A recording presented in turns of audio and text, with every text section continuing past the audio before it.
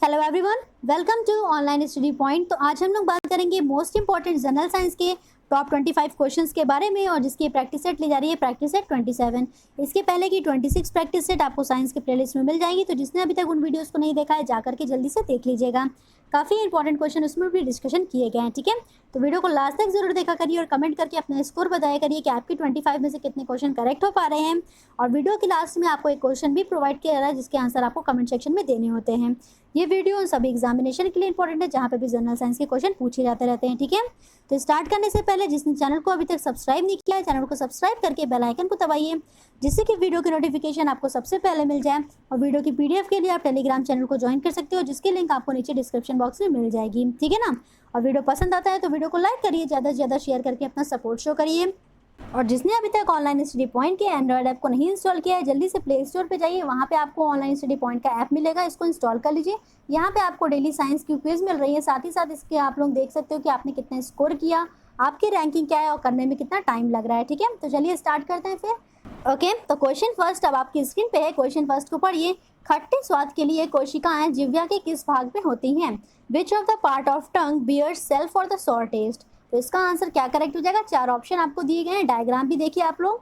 तो इसका answer correct options यानी कि साइड्स में होती हैं। अब डायग्राम से समझ लीजिए सारे टेस्ट कहाँ कहाँ पे होते हैं। तो सबसे फ्रंट में होता है आगे का साइड, वहाँ से आपको मीठा पता चलता है। तो सबसे जो पीछे साइड में होता है जीभ का, वहाँ से आपको पता चलेगा कड़वा टेस्ट। ओके, और उसके बाद देखिए जो आपसे पूछा गया था खट्टा स्वाद, तो ये हो गया एसिडिक। ये कहाँ से पता चल रहा है देखिए डायग्राम में। ओके, और सॉल्टी टेस्ट कहाँ से आपको पता चलेगा? जो साइड साइड में एकदम किनारे पे छोटा सा होता है, वहाँ से आपको पता चलता है सॉल्टी टेस्ट।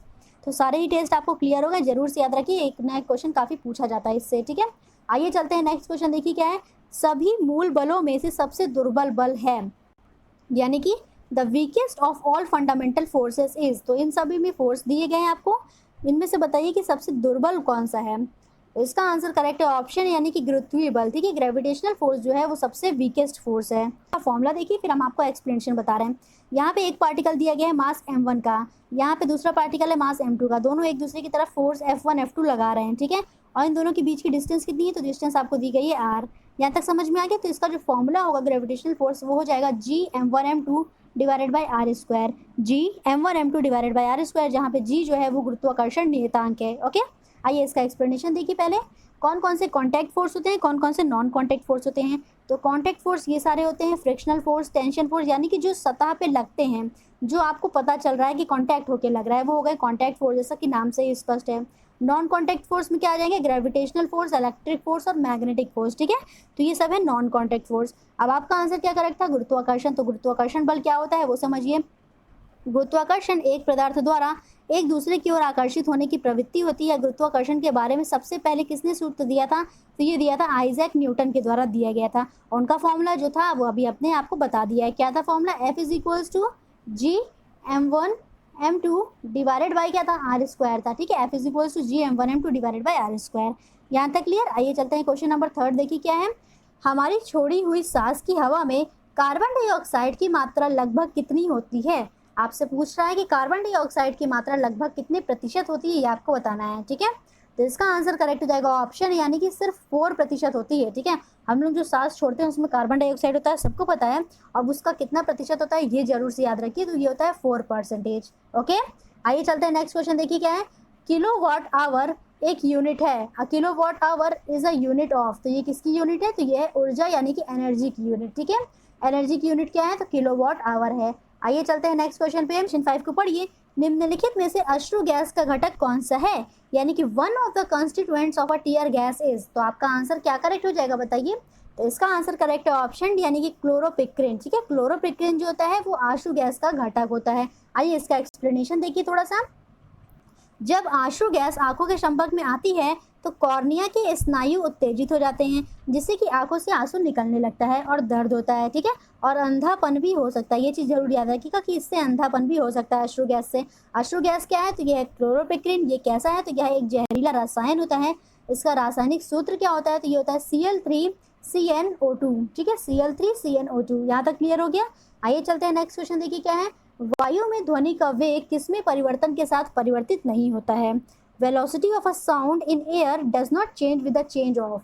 तो चार ऑप्शन आपको दिए गए हैं, इनमें से बताइए क्या करेक्ट है। तो इसका आंसर करेक्ट होगा ऑप्शन बी यानी कि वायु का दाब, ठीक है।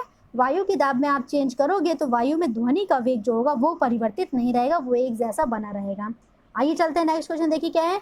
साफ रातों की अपेक्षा मेघ रातें गर्म होती हैं क्योंकि मेघ मुख्यतः क्या करते हैं। 4 ऑप्शन आपको दिए गए हैं, इनमें से बताइए। तो इसका आंसर करेक्ट ऑप्शन सी यानी कि पृथ्वी द्वारा दी गई ऊष्मा को वापस परिवर्तित कर देते हैं। Reflect back the heat given by the earth, ठीक है। तो जो पृथ्वी से हवा जा रही है, ऊष्मा जा रही है, उसको बादल जो होते हैं वापस परिवर्तित कर देते हैं, इसलिए मेघ रातें जो होती है वो काफ़ी गर्म होती हैं। यहाँ तक क्लियर हो गया। आइए चलते हैं नेक्स्ट क्वेश्चन, देखिए क्या है। नैनो टेक्नोलॉजी उन पदार्थों से संबंधित है जिनकी विमाएं हैं, यानी कि nano technology deals with the object with the dimension in the range of. 4 option है, इनमें से क्या करेक्ट है।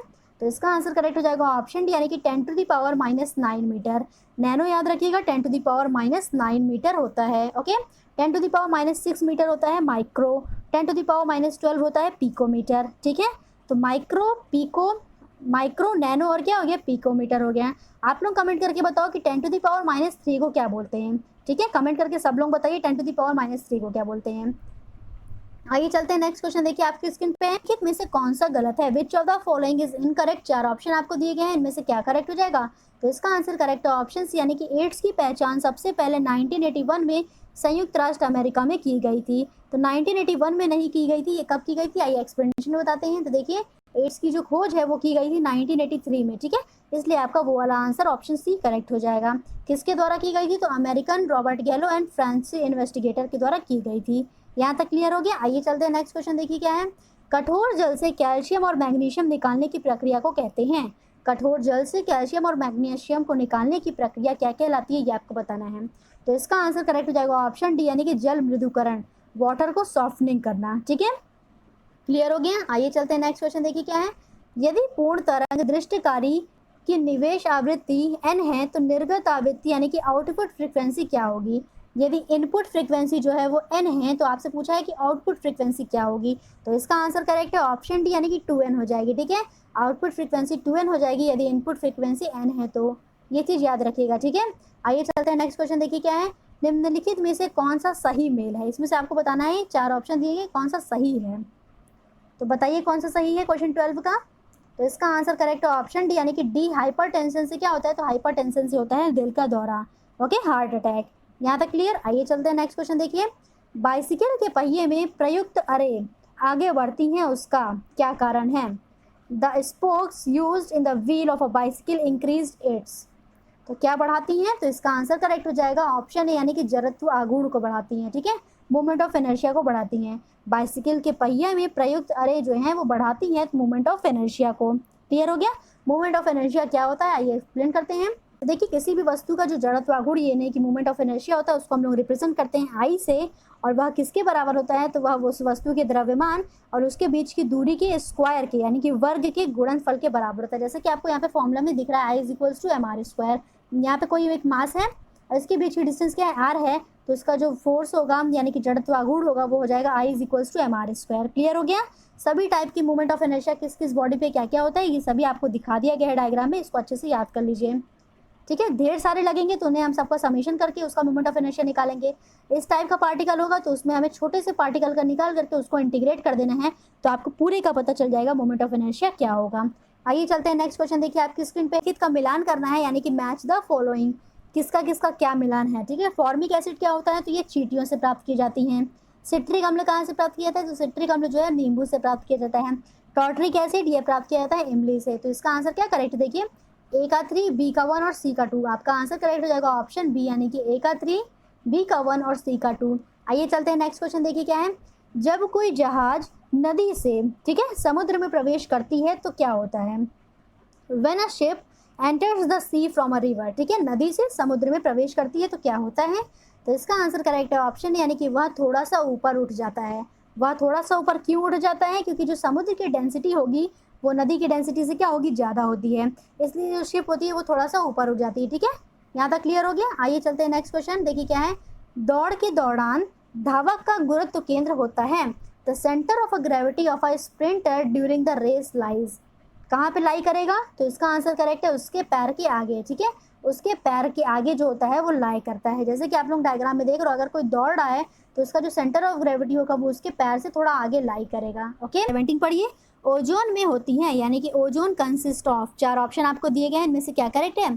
तो इसका आंसर करेक्ट होगा ऑप्शन, यानी कि ओजोन में केवल ऑक्सीजन होती हैं। क्या होता है ओजोन का फॉर्मूला? तो इसका फॉर्मूला होता है O3। तो आप लोग फॉर्मूले से ही देख लो कि ओजोन में क्या होती है, तो यह केवल ऑक्सीजन होती है। ठीक है, आइए इसका एक्सप्लेनेशन देखिए थोड़ा सा। ओजोन यानी कि O3 एक अत्यधिक प्रतिक्रियाशील गैस होती है जो 3 ऑक्सीजन परमाणु से मिलकर के बनी होती है। यह प्राकृतिक और मानव निर्मित उत्पाद है जो पृथ्वी के ऊपरी वातावरण में होता है। ऊपरी वातावरण में कहाँ पे? तो समताप मंडल में, और निचला अगर पूछा जाएगा तो सौर मंडल में। ठीक है, ओवरऑल जो ओजोन लेयर पाई जाती है वो आपसे समताप मंडल में पाई जाती है, यानी कि स्ट्रेटोस्फीयर में पाई जाती है। क्लियर हुआ? स्ट्रेटोस्फीयर में ओजोन लेयर पाई जाती है। और यह सबसे ज़्यादा किससे प्रभावित होती है? तो इसकी क्षतिग्रस्त जो होती है वो सबसे ज़्यादा होती है क्लोरोफ्लोरोकार्बन के द्वारा, सबसे ज़्यादा इसकी क्षतिग्रस्त होती है, यानी कि ओजोन लेयर में होल होता है। ठीक है, आइए चलते हैं नेक्स्ट क्वेश्चन। देखिए क्या है, दिया सलाई की नोक पर होता है, यानी कि मैच स्टिक जो होती है उसकी नोक पर क्या पाया जाता है, ये आपको बताना है। मैच स्टिक की नोक पे क्या पाया जाता है, ये आपको बताना है। तो इसका आंसर करेक्ट हो जाएगा ऑप्शन सी, यानी कि लाल फॉस्फोरस। ठीक है, मैच स्टिक यानी कि जो माचिस होती है उसकी नोक पे पाया जाता है लाल फॉस्फोरस। आइए चलते हैं नेक्स्ट क्वेश्चन पे, थोड़ा सा इसका एक्सप्लेनेशन देखिए। माचिस में मौजूद रसायन पोटेशियम क्लोरेट, सल्फर, स्टार्च और गोंद होता है। माचिस की नोक पर मौजूद के रसायन क्या होते हैं? तो यह होता है लाल फॉस्फोरस। ठीक है, यहाँ तक क्लियर? आइए चलते हैं नेक्स्ट क्वेश्चन, देखिए क्या होता है। डायनासोर थे, तो डायनासोर क्या थे ये आपको बताना है। तो इसका आंसर करेक्ट हो जाएगा ऑप्शन डी, यानी कि सरीसृप थे जो अब लुप्त हो गए हैं। ठीक है, रेप्टाइल्स दैट बिकम एक्सटिंक्ट। तो डायनासोर एक प्रकार के सरीसृप थे जो अब लुप्त हो गए हैं। आइए चलते हैं इसका एक्सप्लेनेशन देख लीजिए थोड़ा सा कि डायनासोर, जिसका अर्थ यूनानी भाषा में बड़ी छिपकली होता है, यानी कि रेप्टाइल्स हैं, लगभग 16 करोड़ वर्ष तक पृथ्वी के सबसे प्रमुख स्थलीय कशेरुकी जीव थे। कब तक? तो 16 करोड़ वर्ष तक पृथ्वी के सबसे प्रमुख स्थलीय कशेरुकी जीव थे। यह ट्रियासिक काल के अंत से लेकर के क्रिटेशियस काल के अंत तक अस्तित्व में रहे। इसके बाद ज़्यादातर क्रिटेशियस तृतीयक विलुप्ति घटना के फलस्वरूप ये क्या होते गए? तो यह विलुप्त होते चले गए। ठीक है, तो ये चीज़ जरूर रहता है कि कब से कब तक ये पाए जाते थे और कितने समय तक पाए गए? तो 16 करोड़ वर्ष तक पृथ्वी के सबसे प्रमुख स्थलीय कशेरुकी जीव थे। आइए चलते हैं नेक्स्ट क्वेश्चन। अब आपकी स्क्रीन पे है क्वेश्चन 20 को पढ़िए। क्वेरी बिंदु तापमान पर निम्नलिखित में से क्या होता है, यानी कि query point is the temperature at विच। तो इसका क्या करेक्ट है आंसर? इसका आंसर करेक्ट हो जाएगा ऑप्शन बी, यानी कि धातु का चुंबकीय गुण समाप्त हो जाता है। A metal loses magnetic properties, धातु का चुंबकीय गुण कब समाप्त हो जाता है? तो वह क्यूरी तापमान पर समाप्त हो जाता है, यानी कि क्यूरी पॉइंट पर। क्यूरी पॉइंट क्या होता है, आइए उसको बताते हैं एक्सप्लेनेशन में।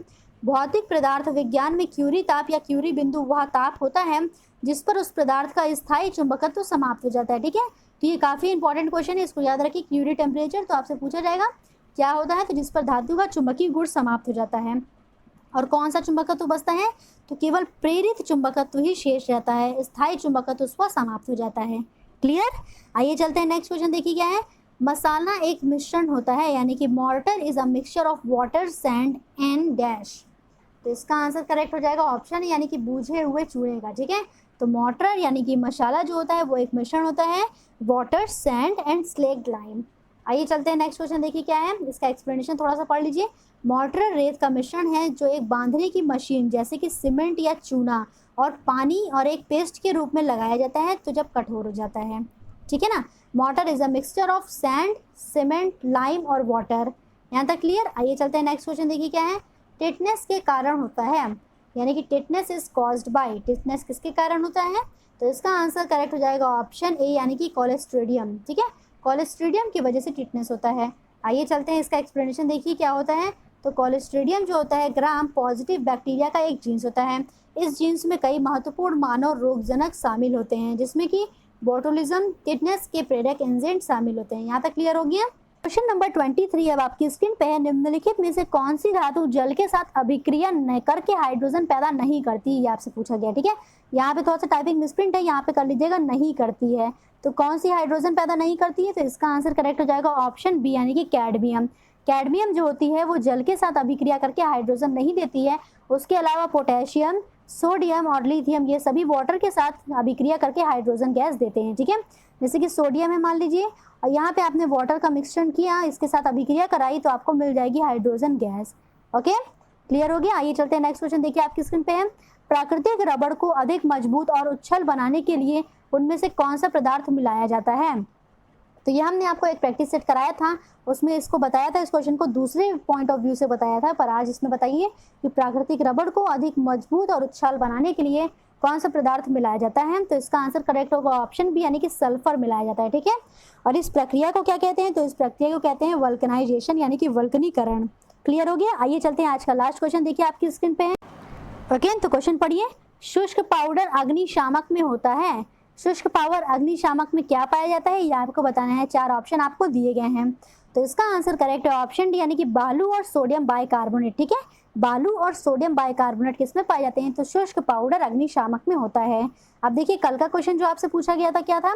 पीतल एक एलॉय है, यानी कि brass is an alloy of a copper and, तो इसका आंसर करेक्ट है ऑप्शन बी, यानी कि कॉपर और जिंक का एलॉय है। ठीक है, तो जो पीतल होता है वो किसका एलॉय है? कॉपर और जिंक का। अब ये रहा आज का आंसर। देखिए क्या है, निम्नलिखित में से कौन सा रोग संक्रामक है? कौन सा रोग संक्रामक है, ये आपको बताना है। 4 ऑप्शन आपको दिए गए हैं, इनमें से बताइए कि इसका आंसर क्या करेक्ट होना चाहिए। और साथ ही साथ ये भी बताइए कि 25 क्वेश्चन में से आपके कितने क्वेश्चन करेक्ट हो पा रहे हैं। वीडियो आपको कैसा लग रहा है कमेंट करके रिव्यू करिए, और आप वीडियो पसंद आए तो वीडियो को लाइक करिए, ज़्यादा से ज़्यादा शेयर करके अपना सपोर्ट शो करिए। Thank you so much.